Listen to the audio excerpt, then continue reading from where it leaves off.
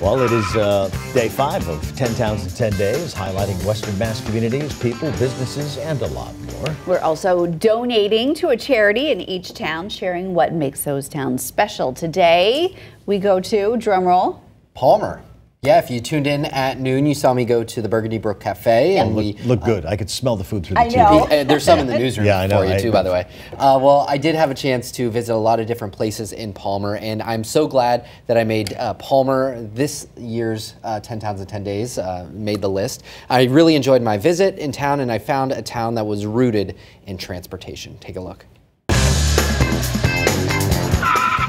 Rail travel was incredibly important to Palmer in its early days. Palmer is the town of 7 railroads. So years past, this was the intersection of many railroads, especially the Boston and Maine, Boston and Albany, Central Vermont, a couple of other smaller railroads that never really did that well, but still in a trolley line in town. Outgrowing their space in Amherst, the Amherst Railway Society fittingly found a home in Palmer.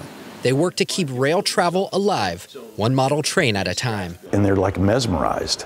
My opening line is, it brings back memories, doesn't it? And everybody says yes. Model railroading is very interesting. One day you could be a planner, next day you could be a carpenter, an architect. So there's really a ton of things that you could do. Each January, the Railway Society puts on a huge show at the Big E. The largest train show, not only in square footage, but in numbers in the United States. The Steaming Tender restaurant gets its name from Palmer's past. Directly behind the locomotive is the tender. That tender holds coal that provides the steam to the locomotive, hence Steaming Tender. The Steaming Tender is located in Palmer's Old Union Station. When this was built, this was the 5th largest station in the U.S. My parents purchased this building in 1987. They were in their 20s. My dad was traveling here to Palmer to buy some Model A parts, and he stumbled upon this building, fell in love with it, and it was nothing like what you see today. It's definitely a step back in time. The restaurant is among a group of businesses working to get a stop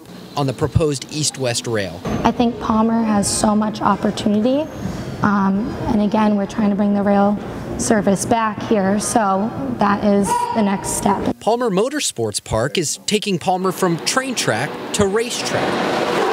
Drivers will come out here and experience the thrill of Whiskey Hill. I truly believe that it's a gemstone for all of central Massachusetts. In some ways, the Motorsports Park is putting Palmer back on the map. Road and Track magazine has named us to be one of the top 10 road courses in North America that must be driven. We have the steepest vertical grade of any racetrack in North America. Head to the top of Whiskey Hill, and the view is spectacular. For me, this is the perfect blend of nature and adrenaline. From the highest elevation, the view is very dramatic.